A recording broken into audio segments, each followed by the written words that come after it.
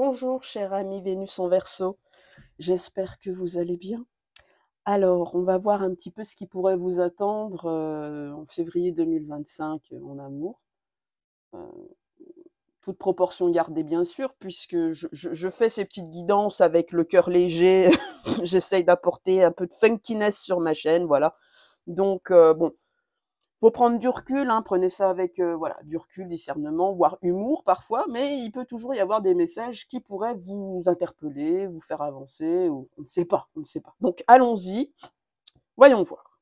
Qu'est-ce qui pourrait attendre, mes amis Vénus en Verseau, hein, on entre dans votre dans votre période là, hein, les amis Verseau. Enfin bon, on est sur du Vénus, mais une Vénus qui a besoin de funkiness dans sa vie, de trucs un peu excentriques, de liberté, d'indépendance malgré tout. Alors, voyons voir. Donc, j'utilise l'oracle des rêves enchantés de Lenormand.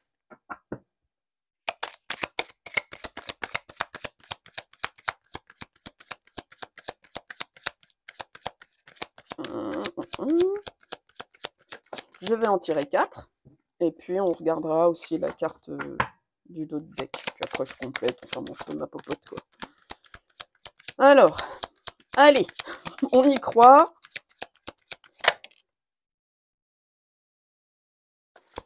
Bon, je remarque quand même que pour beaucoup de signes, c'est ce mois de février 2025, enfin à l'image de 2025, est une sacrée année de transition. Hein, c'est une année 9. Nous avons changé d'axe des nœuds lunaires, qui entre en poisson, dernier signe du zodiaque. Enfin, je vous invite d'ailleurs à aller voir ma vidéo, si l'astrologie vous intéresse véritablement, d'aller voir ma vidéo sur les nœuds lunaires. Mais on est quand même sur voilà, une année 9, le transit des poissons, quel dernier signe du zodiaque. Enfin bon, bref, on est quand même sur du fin de cycle. Les fins de cycle sont toujours un peu pénibles. Donc, vous voyez, là, vous me sortez dans la sphère sentimentale 2 cartes de transition. Ah ouais, vous êtes vraiment dans une phase. Alors bon, c'est vrai que Vénus en Verseau, c'est une Vénus qui aime la légèreté, qui aime que ça bouge, qui aime. C'est pas une Vénus qui aime aller en profondeur, hein. On n'est pas dans des gens très à l'aise avec le travail introspectif, hein, avec des Vénus en Verseau. C'est-à-dire que dès que ça va pas, pouf, on passe à quelqu'un d'autre, hein. Ça peut être assez électrique, assez bougeant, assez fluctuant, assez aussi peut-être détaché émotionnellement, mais là, sur ce mois-ci, on vous demande d'aller creuser en profondeur votre partie enfant blessé, parce que l'ours polaire représente tout ce qui est mère, hein, famille, la maman, avec voilà, cet ours nage dans la flotte, hein, donc on est sur des émotions. Donc là, cette année, ce mois-ci, pardon, vous êtes encore sur un travail émotionnel, vraiment. Allez confronter votre partie, enfin, une partie qui alimente un peu un serpent à l'intérieur de vous, voyez, peut-être un côté un peu agressif, euh, comme s'il y avait une colère que vous deviez faire sortir, en fait. Parce que là, je vois vraiment, bon, au niveau sentimental, c'est pas un mois qui serait propice pour vous de rencontrer quelqu'un ou vous avez besoin d'être seul, quoi. Vous avez besoin d'être seul pour confronter vos ombres. Comme quoi, c'est très gai.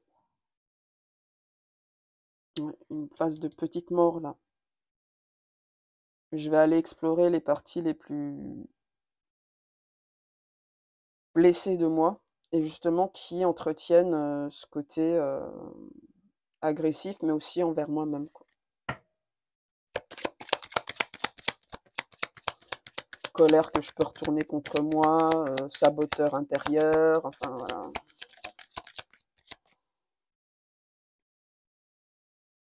Ouais, vous êtes sur une phase de guérison,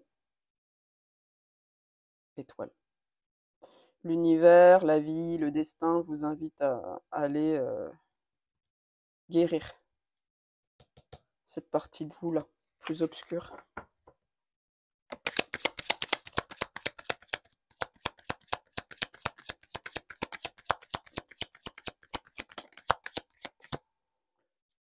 Puis,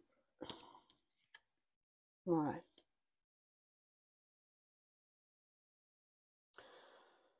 Alors, je m'adresse quand même peut-être à des Vénus en Verseau, justement, qui ont beaucoup de colère, de rancœur à l'intérieur du cœur, quoi. Et c'est cette phase-là, c'est ça qui doit mourir, en fait. Et cette colère, elle vient d'émotions qui n'ont pas été traitées depuis très longtemps. Peut-être rapport à la maman, rapport à la famille, enfant intérieur, enfin, voilà, tout ça, quoi. D'accord? Donc, ce mois-ci, vous êtes invités à faire un travail d'introspection. Parce que la colère non exprimée, on la retourne contre soi. Donc ça peut être en attirant à soi des relations toxiques, avec des personnes violentes, que ce soit émotionnellement ou physiquement, devenir un bourreau de travail, se tuer pour les autres, ou avoir des comportements un peu borderline. Voilà, alcool, drogue, manque, enfin, on ne s'écoute pas, on ne se respecte pas, on a des addictions, ça peut être aussi au sport, ouais, ou oui, des compulsions alimentaires. Et là, il y a quand même quelque chose qui est profondément à transformer, comme si vous aviez un dragon à l'intérieur de vous. Il fallait calmer la bête.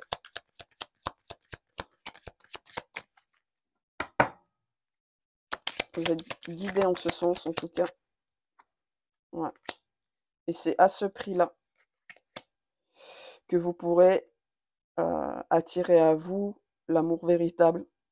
Il faut déjà vous aimer vous-même, en fait. Parce que là, quelque part, vous pourriez attirer, si vous restez dans comment dire, ce mode-là, vous allez attirer des relations où vous serez presque enchaîné à travers de la souffrance, de la douleur, enfin voilà, des relations toxiques, quoi, hein, clairement. Donc là, l'univers vous invite véritablement à procéder à ce travail de guérison pour retrouver foi en la vie. Alors on va faire la loupe. Mmh.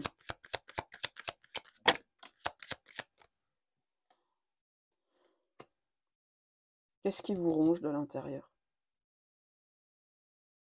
Il y a quelque chose qui vous ronge de l'intérieur. Alors ça peut être effectivement les souris, hein, les rats, hein, ça peut être vraiment tout ce qui est toxique aussi dans les personnes qui vous entourent. Mais là, on est quand même sur quelque chose, j'ai quand même l'impression. Alors ça peut être aussi des gens, mais on est plus sur du travail personnel, de l'introspection. Il y a quelque chose qui vous ronge de l'intérieur.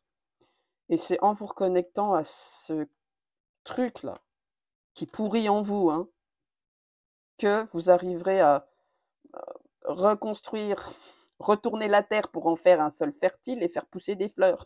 Voilà, remplir ça de tulipes, remettre de la beauté.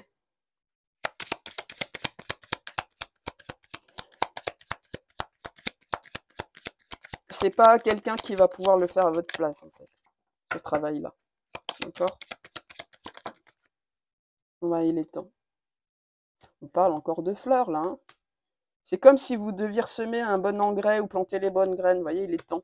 Alors, c'est peut-être un travail qui va demander du temps. Ça va pas se faire en 3 jours, hein. Et même ceux qui sont sur un travail de développement personnel, voilà, de guérir, de guérison, ben là, ce mois-ci, vous pourriez avoir accès à des choses en profondeur et qui vous rongeaient bien de l'intérieur, quoi. Donc, il faut faire, enfin, il faut, faites de votre mieux, j'ai envie de vous dire, mais il y a vraiment une nécessité de retourner votre terre intérieure, l'assainir pour pouvoir replanter des meilleures graines et avancer vers un avenir beaucoup plus léger. Mais il y a perspective d'avenir plus léger. C'est inscrit pour vous, avec l'étoile là, et puis le bateau qui vole. C'est sur votre chemin. Par contre, c'est vrai qu'on vous invite à faire ce travail introspectif, et ça, c'est pas l'univers qui va le faire à votre place. D'accord? Alors, qu'est-ce qu'on a sur ces deux cartes-là? Il faut que vous preniez la responsabilité vos fragilités et de vos vulnérabilités, que vous reconstruisiez une force dessus. En fait, c'est en explorant vos vulnérabilités, vos comportements toxiques, en les admettant que vous allez pouvoir attirer à vous des relations plus saines, d'accord? Parce que vous aurez un meilleur ancrage, une meilleure confiance de vous-même, vous saurez mettre les limites qui sont justes, vous saurez vous remettre en question aussi quand il faut. Et il y a vraiment ce côté, en vous connaissant mieux vous-même, ben, vous pourrez être plus solide et du coup moins laisser, les autres vous faire du mal ou voilà, les gens, ils recherchent chez l'autre ce qu'ils ont pas compris en eux, souvent. Donc là, on vous pousse vraiment à aller vers une vie sentimentale où vous avez conscience de vous-même et que vous ne cherchez pas à ce que l'autre vous répare, en gros. Là, on vous demande véritablement de reprendre possession et contrôle de votre être, de votre cœur, et de vos fragilités pour ressortir plus fort, plus construit, plus ancré, plus serein, avec la carte du parc. Voilà, donc on est sur un mois de février d'introspection, de prise de conscience, de prise de responsabilité, tout ça. Donc pas vraiment propice pour une vie à deux. Voilà, cher ami Verseau. Bon, eh bien écoutez, j'espère que ça vous aura tout de même parlé. Si vous avez besoin d'une guidance personnalisée, n'hésitez pas à aller visiter mon site www.unamephoenix.com. Je me ferai un plaisir de vous aider si vous m'accordez votre confiance, bien évidemment. À très bientôt, prenez soin de vous.